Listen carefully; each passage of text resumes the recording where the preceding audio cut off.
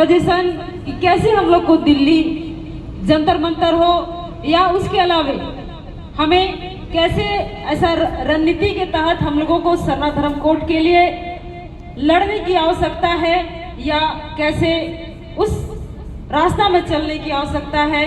तो जैसे कि आज 30 जून हूल दिवस है और हम जानते हैं हर युग में कोई ना कोई संघर्ष, कोई ना कोई विद्रोह, कोई आंदोलन हुआ और इसी तरह आज जो अन्याय अत्याचार जो होता है उसके खिलाफ हर बार एक आंदोलन छिड़ता है और यही आंदोलन आज भी हमारे साथ जारी है, जिंदा है, क्योंकि आज भी हमारे साथ अन्याय अत्याचार हो ही रहा है। जिस तरह से सदियों से मांग हमारा सरना धर्म कोड को हम लोगों ने दिल्ली के जंतर मंतर जैसे जगह पे धरना प्रदर्शन के थ्रू, इसके अलावा जगह जगह पे आंदोलन कर करके हम लोगों ने सरना धर्म कोड को मांग के लिए कई आंदोलन किया जा रहा है, लेकिन केंद्र सरकार आज तक हमारा मांग को अनसुना कर रही है। तो हम यही कहना चाहेंगे कि जिस तरह हमारे पुरखों ने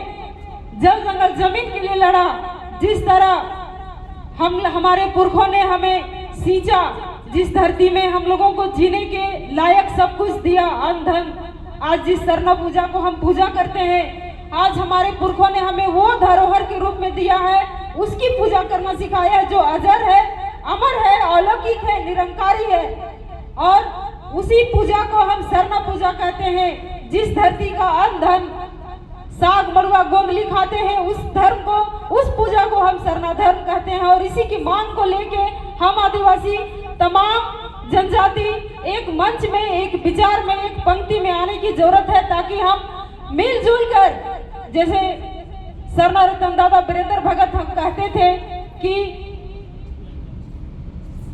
हम लोग जब कभी हम लोगों को देखा जाता है तो हम लोग एक पंक्ति में बैठने की कोशिश नहीं करते हैं। हाय छुआ, हाय पुता, हाय दारू, हाय हाड़ी, हाय धन, हाय दौलत, हाय छटका। वो हमेशा कहा करते थे कि जब चींटी एक पंक्ति में चलता है, लाल चींटी, तो वो लाल काला से नहीं मिलता है, काला लाल से नहीं मिलता है। तो जिस तरह से वो चींटी का जिंदगी 2 दिन का है, वो एक पंक्ति में कतारबद्ध चल सकता है। हम तो इंसान हैं, हम क्यों नहीं चल सकते हैं? तो उस चींटी से सीखने की जरूरत है। आज हम लोग 2-2 बार से सरना धर्म कोड के लिए दिल्ली जंतर मंतर के में जाने की तिथि तय हुई थी, लेकिन किसी कारणवश हम लोग नहीं जा पाए और कई कारण ऐसे भी रहे कि हम लोगों को जगह मिलने के बाद भी वो जगह नहीं मिला। एक बार ऐसा भी हुआ कि मतलब सब कुछ ओके होने के बाद भी कुछ वजह से स्थगित किया गया। तो कहीं ना कहीं मैं उस चीज़ को ये मानती हूँ कि उसका वजह कहीं ना कहीं मैं भी हूँ। तो सभी यहाँ जितने भी लोग हैं, मैं तहे दिल से सबों से माफ़ी चाहूँगी कि एक कोशिश, शायद हम लोग एक कोशिश करने से, थोड़ा सा हिम्मत करने से हम लोग आज दिल्ली जंतर मंतर में जाके आ चुके हुए रहते।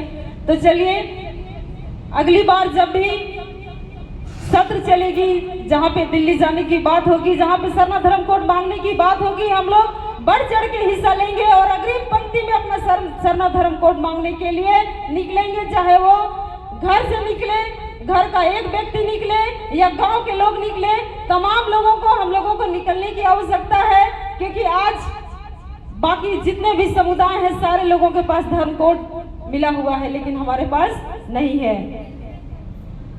तो ज्यादा ना कहते हुए इन्हीं चंद बातों के साथ मैं अपना वाणी अंत करती हूँ।